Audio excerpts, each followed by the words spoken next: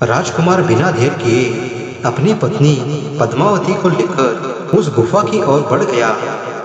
कुछ ही देर में वे दोनों एक सुनसान और अंधेरे से भरी हुई गुफा के सामने पहुंच जाते हैं। क्या हमें इस सुनसान गुफा में जाना चाहिए? पद्मावती, यदि अगर हमें रहस्यों के पर्दों के गहराई तक पहुंचना है और उन्हें सुलझाना है तो हमें इस गुफा में जाना ही होगा। क्या हमें उस बूढ़ी औरत के बात पर भरोसा करना चाहिए? युवराग्नि, अब हमारे पास और कोई रास्ता नहीं है। इतना कहकर वे दोनों उस गुफा के अंदर चल पड़ते हैं।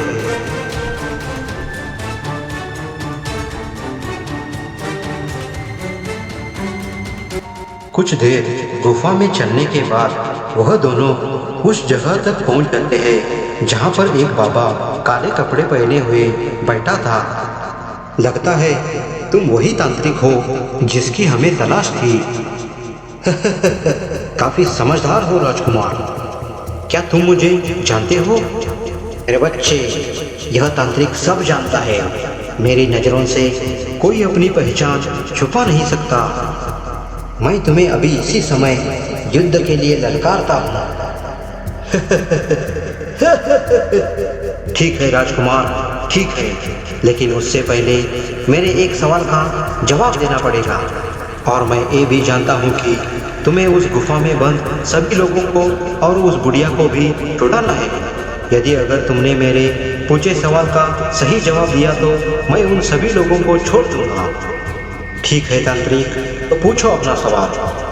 तो फिर बताओ, इस आकाश में कितने तारे हैं? तांत्रिक का सवाल सुन राजकुमार पूरी तरह से चौंक गया और राजकुमार तांत्रिक की ओर भरी हुई नजरों से देखने लगा।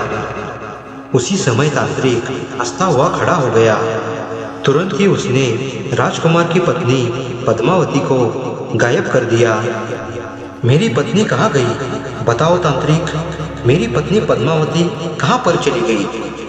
वही उसी मायावी गुफा में जहाँ बाकी लोग मेरे कैद में हैं। तुम्हारी पत्नी भी उसी गुफा में कैद हो गई। राजकुमार जयदेव, ये तुम्हारा राज्य नहीं है। यहाँ पर तो सिर्फ मेरी ही हुकूमत चलती है। अगर तुम अपनी पत्नी को बचाना चाहते हो तो मेरे सवाल का सही सही जवाब दो।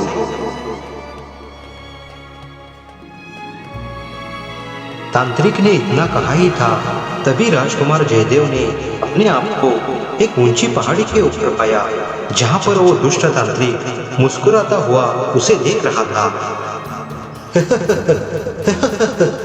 राजकुमार जयदेव, तुम्हें क्या लगता है कि तांत्रिक को हराना इतना आसान हो जाएगा?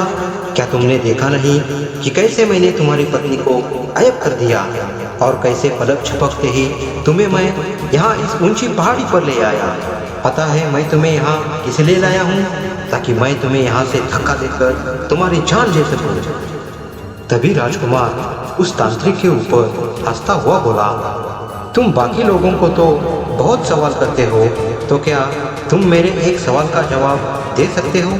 बोलो बोलो ना, चुप क्यों हो गए? राजकुमार के इतना कहते ही वो तांत्रिक चौंक पड़ा। मेरे बस इतना कहते ही तुम चौंक पड़े। तुम अपने आप को एक बहुत बड़े तांत्रिक समझते हो ना? तो बताओ ना, क्या तुम मेरे सिर्फ एक प्रश्न का उत्तर दे सकते हो? अगर नहीं दे सकते तो इस जंगल को हमेशा हमेशा के लिए छोड़कर चले क्यों नहीं जाते? बोलो, कुछ तो बोलो। ऐसे मुंह पर ताला लगाकर क्यों बैठे हो? अच्छा, तो ये बात है। इस तांत्रिक को तुम लुल्लू समझते हो क्या? तांत्रिक सब जानता है। पूछो, क्या सवाल पूछना चाहते हो? तुमने कुछ ही देर पहले तुम्हारी पापी दुनिया यानी कि उस गुफा में पूछा था कि आसमान में कितने तारे हैं। अब मेरा सवाल है, बताओ मेरे सिर पर कितने बाल हैं? तांत्रिक राजकुमार जयदेव के बालों को बहुत गौर से देखने लगा। उस मायावी तांत्रिक के देखने से ऐसा प्रतीत हो रहा था कि जैसे सच में ही वो राजकुमार के बालों को गिन रहा हो। तांत्रिक जयदेव के बालों की गिनती कर ही रहा था और बहुत ही जल्दी वो उस काम में सफल भी होने वाला था। तभी अचानक राजकुमार जयदेव ने अपनी तलवार मैन में से बाहर निकाली और उस दुष्ट तांत्रिक पर जोर से वार कर दिया।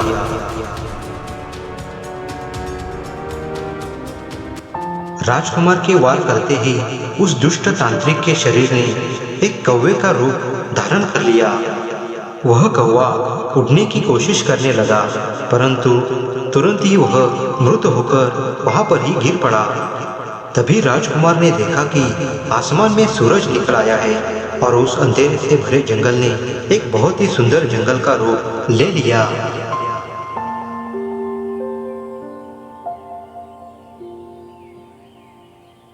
अगले ही पल राजकुमार जयदेव ने अपने आप को उसी नीम के पेड़ के नीचे पाया और साथ ही साथ उसकी पत्नी और बाकी सारे लोग भी वहां पर मौजूद थे, जो उस मायावी गुफा के अंदर कैद थे। अब सबके सब आजाद हो चुके थे। जंगल से जा ही रहा था, ठीक उसी समय उसकी नजर एक बहुत पुराने नीम के वृक्ष पर पड़ जाती है और वो उस पेड़ के सामने रुक जाता है।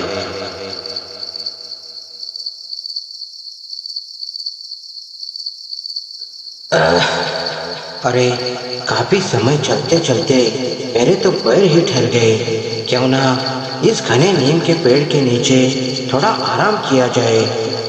वह गुप्तचर इतना सोच ही रहा था, तभी एक गिद्ध आसमान से उड़कर उस वृक्ष की डाली पर बैठ जाता है और जोर जोर से चिल्लाने लगता है।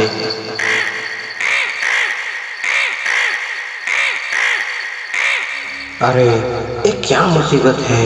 यह गिद्ध मुझे देखकर इतने जोर जोर से चिल्ला क्यों रहा है। मुझे तो यह दृश्य कुछ भयानक सा लग रहा है। गुप्तचर के इतना कहते ही उस गिद्ध ने उसको जवाब देते हुए कहा कि मैं एक गिद्ध हूँ। मैं इसी जंगल में भटकता रहता हूँ। मुझे पता है कि तुम जंगल से गुजरते गुजरते काफी थक चुके हो और इसी कारण तुम इस पेड़ के नीचे आराम करना चाहते हो, परंतु तुम्हें यहाँ पर बैठने से पहले तुम्हें मेरे एक प्रश्न का उत्तर देना पड़ेगा, तभी तुम इस पेड़ के नीचे बैठ पाओगे। उस गिद्ध को इंसानी भाषा में बोलता थे वह गुप्तचर बहुत डर जाता है। अरे, ये मैं क्या देख रहा हूँ। अरे, तुम तो एक गिद्ध हो, तुम इंसानी भाषा में बात कैसे कर सकते हो। इस बात से तुझे क्या लेना देना। मेरा एक ही सवाल है, यदि तुम उस सवाल का सही सही जवाब देते हो तो मैं तुझे सोने चांदी से भरा हुआ खजाने का पता बता दूंगा, और अगर तुम मेरे सवाल का जवाब नहीं दे पाए तो मैं तुम्हें एक पत्थर की मूर्त बना दूंगा। गुप्तचर उस गिद्ध की बात सुनकर बहुत ही डर जाता है। अरे, ये क्या हो रहा है। मैं भाग क्यों नहीं पा रहा। वह गुप्तचर वहां से भागने की बहुत कोशिश करता है, पर वो भाग नहीं पा सका। अरे ओ डरपोक इंसान, अब तुम यहाँ से तभी जा पाओगे जब तुम मेरे सवाल का सही सही जवाब दे पाओगे। गुप्तचर अपने डर को काबू करते हुए बोला, ठीक है, पूछो क्या सवाल पूछना है। सुनो, सवाल ये है, यदि एक तरफ तुम्हें एक हीरे मोती से भरा जंगल दिया जाए और वहीं दूसरी तरफ तुम्हें एक दूसरा जंगल दिया जाए जो अंधेरे से भरा है, तो तुम मुझे बताओ, इन दोनों में से तुम कौन सा जंगल लेना पसंद करोगे। अरे गिद्ध, मैं तो तुम्हें बहुत ही खतरनाक और होशियार गिद्ध समझता था, लेकिन तुम तो बहुत ही बुद्धू निकले। मुझे लगा कि तुम एक बहुत ही कठिन प्रश्न पूछोगे, परंतु तुमने तो मेरे सामने एक आसान सा प्रश्न रखा। तो सुनो, दुनिया का ऐसा कौन सा आदमी है जो हीरों से भरा जंगल लेना पसंद नहीं करेगा। इसलिए मैं हीरे मोतियों से भरा जंगल लेना पसंद करूँगा। और क्या तुम्हारी तरह बेवकूफ़ थोड़ी ही हूँ। गुप्तचर की ये बातें सुनते ही उस गिद्ध की आंखों से एक रोशनी निकलकर उसके शरीर पर गिर जाती है और वो गुप्तचर एक पत्थर में बदल जाता है। ठीक उसी समय नीम के पेड़ पर एक गुप्त द्वार खुल जाता है और गुप्तचर की आत्मा उसके अंदर चली जाती है।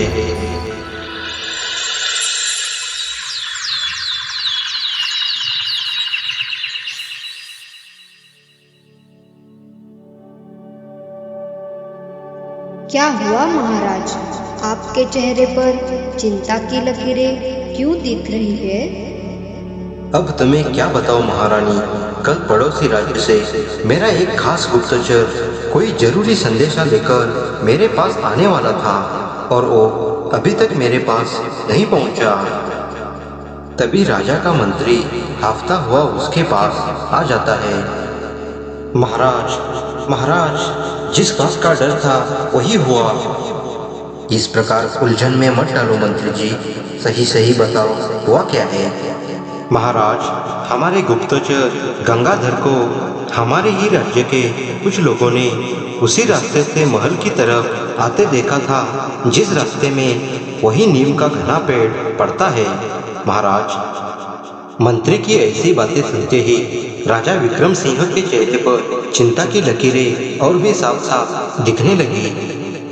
मंत्री जी, सभी नगरवासियों तक यह खबर पहुंचा दो कि सभी नगरवासी जल्द से जल्द हमारे राजमहल के सामने इकट्ठा हो जाए। मैं उन सबके सामने एक जरूरी ऐलान करना चाहता हूँ। जी महाराज, मैं अभी इसी वक्त यह खबर सभी नगरवासियों तक पहुंचाने की व्यवस्था करता हूँ।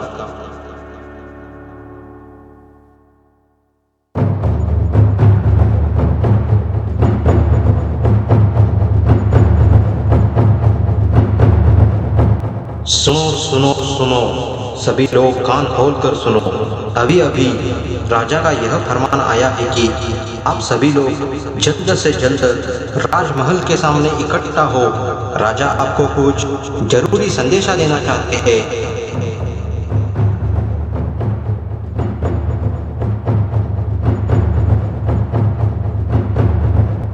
राजा का संदेशा सुनकर सभी नगरवासी राजमहल के सामने इकट्ठा हो जाते हैं। तभी राजा विक्रम सिंह नगरवासियों को कहते हैं कि मेरे प्यारे नगरवासियों, आज मैं आपको एक जरूरी और बहुत ही महत्वपूर्ण बात बताना चाहता हूँ और उस बात का तुम्हें बहुत ही अच्छी तरह से पालन करना होगा।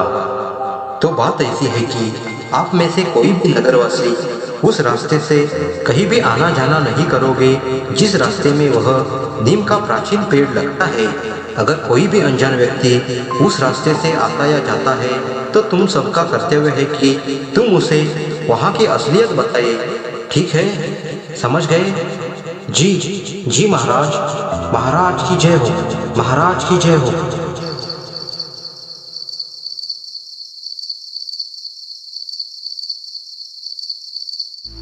उसी रात राजा विक्रम सिंह बेचैन होकर अपने ही कक्ष में टहल रहे थे। तभी उनकी पुत्री और दामाद जयदेव, जो कि किसी दूसरे राज्य का राजकुमार था, वे दोनों वहां पर पहुंच जाते हैं। उस नीम के पेड़ की तरह तरह की अफवाहें राज्य में फैल गई है महाराज, और वो सभी मैंने भी सुन रखी है। आखिर उस पेड़ का रहस्य क्या है महाराज? कहते हैं उस नीम के पेड़ पर एक भयानक सा गिद्ध रहता है जो कि लोगों को अजीबोगरीब सवाल करता रहता है और उसका सही जवाब ना देने पर मासूम और गरीब लोगों को पत्थर का बना देता है। महाराज, अगर ऐसी ही बात है तो मैं जरूर उन मासूम और गरीब लोगों को उस भयानक गिद्ध से मुक्ति दिलवाऊंगा। नहीं राजकुमार, नहीं, ऐसी गलती से भी ना करना। अरे नहीं महाराज, मुझे मत रखो, मैं भी उस गिद्ध के सवाल को सुनना चाहता हूँ। तभी राजकुमार की पत्नी पद्मावती राजकुमार को कहती है, मैं भी आपके साथ चलूंगी राजकुमार। आप मेरे पिताश्री के राज्य के लिए इतना सब कुछ करने के लिए तैयार हैं, तो मेरा भी कुछ कर्तव्य बनता है। ठीक है, ऐसी आपकी आज्ञा।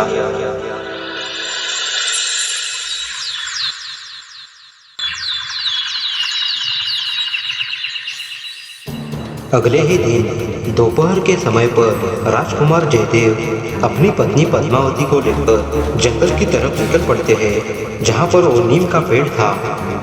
कुछ ही समय में वो जंगल के उसी नीम के पेड़ के पास पहुंच जाते हैं जहाँ पर एक बड़ा सा तालाब था। तभी राजकुमार को उस तालाब में कुछ अजीबोगरीब दृश्य दिखाई देता है।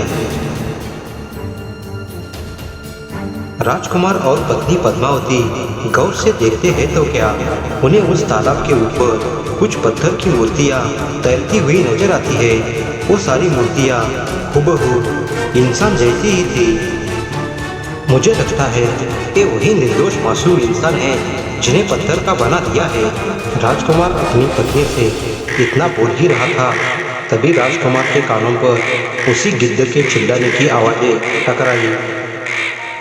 तुरंत ही वह दोनों उस आवाज़ की तरफ दौड़ने लगे।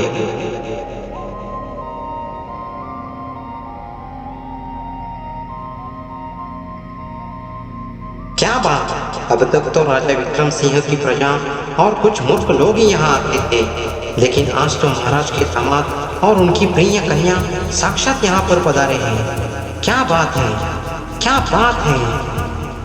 मैंने सुना है तुम यहाँ से निकलने वाले यात्रियों को एक अजीबोगरीब सवाल पूछते हो और उसका जवाब सही ना देने पर तुम उसे पत्थर की मूर्त बना देते हो। जी राजकुमार जयदेव, आपने बिल्कुल ठीक सुना, क्योंकि वो मेरे सवाल का जवाब नहीं दे पाते, सबके सब बुद्धू कहीं के। अच्छा तो ठीक है, मैं भी देखता हूँ कैसा सवाल है तुम्हारा। पूछो जो सवाल पूछना है। अच्छा, बड़े शूरवीर और निडर हो राजकुमार, क्या तुम्हें इस बात से डर नहीं लगता? मुझे लगता है तुम्हें खुद पर कुछ ज़्यादा ही भरोसा है। उस मायावी गिद्ध ने राजकुमार को वही सवाल किया जो वहाँ से आने जाने वाले यात्रियों से करता था। तो सवाल ये है राजकुमार, एक तरफ तुम्हें हीरे और मोतियों से भरा जंगल दिया जाए और वही दूसरी तरफ तुम्हें एक ऐसा जंगल दिया जाए जो अंधेरे से भरा है। तुम बताओ कौन सा जंगल लेना पसंद करोगे? सुनते हो राजकुमार, एक गिद्ध तो बहुत ही बेवकूफ गिद्ध है।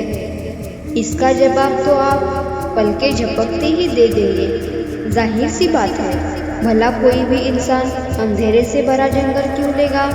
अगर लेना है तो हीरे मोती से भरा जंगल लेगा ना। नहीं पद्मावती, आप भी औरों की तरह गलती मत करना। जरूर इस सवाल के पीछे कोई ना कोई तो रहस्य होगा। तो सुनो गिद्ध, मैं अंधेरे से भरा हुआ जंगल चुनूंगा। राजकुमार का जवाब सुनकर वह गिद्ध चौंक पड़ा। हाँ, तुम अभी तक के पहले इंसान हो जिसने मेरे सवाल का जवाब सही दिया है, लेकिन शायद तुम नहीं जानते, इस उत्तर के बदले में तुम्हें उस अंधेरे से भरे जंगल में जाना होगा। ये बात यहाँ तक खत्म नहीं होती युवराज। मैं तुम्हारी बात का मतलब समझा नहीं गिद्ध। मैं भी तुम्हारी तरह जानने के लिए बेचैन हूँ कि आखिर उस अंधेरे से भरे जंगल में है क्या। गिद्ध के इतना कहते ही उस पेड़ पर एक गुप्त द्वार खुल जाता है। राजकुमार जान जाते हैं कि अंधेरे से भरे जंगल में जाने का रास्ता भी यही है। देखते ही देखते राजकुमार और उसकी पत्नी पद्मावती उस गुप्त द्वार के अंदर चले जाते हैं। कुछ ही देर बाद राजकुमार और उसकी पत्नी ने अपने आप को एक बहुत ही घने और अंधेरे से भरे जंगल में पाया। उस जंगल के पेड़ किसी राक्षस की तरह दिख रहे थे। वे बहुत ही विशाल और घने थे। एक ऐसा जंगल है राजकुमार, यहाँ तो अंधेरे के अलावा और कुछ भी नहीं है। क्या यहाँ पर कभी सूरज नहीं निकलता है? दोनों खड़े होकर सोच विचार कर ही रहे थे, तभी उनके कानों पर किसी इंसान के चिल्लाने की आवाज़ें टकराई। पद्मावती, लगता है इस जंगल में हमारे अलावा और कोई इंसान मौजूद है जिसकी हमें आवाज़ें सुनाई दे रही है। हमें तुरंत ही वहाँ पर जाकर देखना होगा। लगता है उन्हें हमारी मदद की ज़रूरत है। फिर राजकुमार और उनकी पत्नी उसी तरफ चले जाते हैं जहाँ से वो आवाज़ें उनके कानों पर टकरा रही थी। कुछ देर चलने के बाद वे दोनों एक गुफा के सामने पहुँच जाते हैं। राजकुमार जयदेव और उनकी पत्नी सामने का दृश्य देखकर चौंक से जाते हैं। उनके सामने एक गुफा थी। गुफा के अंदर जाने वाले द्वार पर बड़ी बड़ी सलाखें लगी हुई थी और उन सलाखों के पीछे बहुत सारे लोग कैद थे। उन कई लोगों में एक वही गुप्तचर था जो राजा विक्रम सिंह तक एक गुप्त संदेशा पहुंचाने वाला था। जैसे ही उस गुप्तचर की नजर युवराज पर पड़ती है, वह बोला, राजकुमार जयदेव, हमारी मदद कीजिए। मैं महाराज का गुप्तचर गंगाधर हूँ। कृपा करके मुझे यहाँ से निकालिए। अरे हाँ, तुम तो गंगाधर हो, जिसका महाराज बेसब्री से इंतजार कर रहे हैं। पर तुम्हारी ऐसी हालत और तुम यहाँ कैसे पहुँचे? क्या बताओ राजकुमार, उस मायावी गिद्ध ने मुझे एक सवाल पूछा। मैंने जैसे ही उस सवाल का जवाब दिया, मैंने अपने आप को इस गुफा में पाया। और यहाँ इस गुफा में मेरी तरह जिन्होंने उस प्रश्न का उत्तर दिया था, वो भी मेरे से पहले यहाँ पर कैद थे। गुप्तचर की बातें सुनते ही राजकुमार ने अपनी तलवार निकाली और तोड़ने के इरादों से उन सलाखों पर चलाई।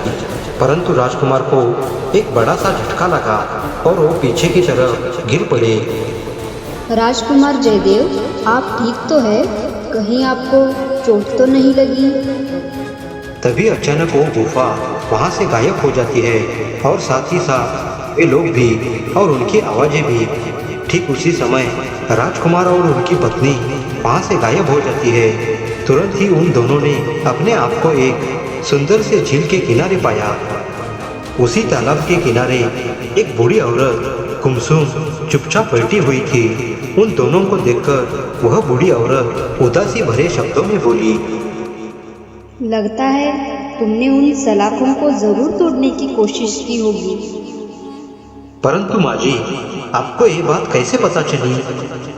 उन सलाखों को तोड़ने की जो भी कोशिश करता है वो यही पहुंच जाता है। दादी माँ, आखिर इन सब घटनाओं का रहस्य क्या है? कहते हैं ये अंधेरे से भरा जंगल एक बहुत ही खूबसूरत जंगल हुआ करता था और इस जंगल में एक बहुत ही खूबसूरत रानी राज करती थी। लेकिन एक दिन इस जंगल में एक तांत्रिक अपने बुरे इरादों से आया। उस तांत्रिक के यहाँ आते ही सब कुछ खत्म हो गया। तुम्हें यदि यहाँ से बाहर निकलना है और उन सभी मासूम लोगों को बाहर निकालना है तो तुम्हें उस तांत्रिक को खत्म करना होगा। तो मुझे बताओ दादी माँ, वो तांत्रिक मुझे कहाँ मिलेगा? यहाँ से कुछ ही दूरी पर एक सालों पुरानी गुफा है। कहते हैं उसने अपने पाप से भरी हुई दुनिया वहीं पर बसाई है। दादी माँ, आप चिंता मत कीजिए, मैं उस पापी को जरूर यमलोक पहुँचा दूंगा। बेटा, मेरी बात को हमेशा ध्यान में रखना। वो तांत्रिक एक सवाल पूछेगा, लेकिन तुम उसका जवाब मत देना। लेकिन बदले में तुम एक ऐसा सवाल उसे पूछना जिससे वो उस सवाल को हल करने में कुछ देर के लिए उलझ जाए और तुम्हें उसी मौके का फ़ायदा उठाकर उस पर तलवार चलानी होगी।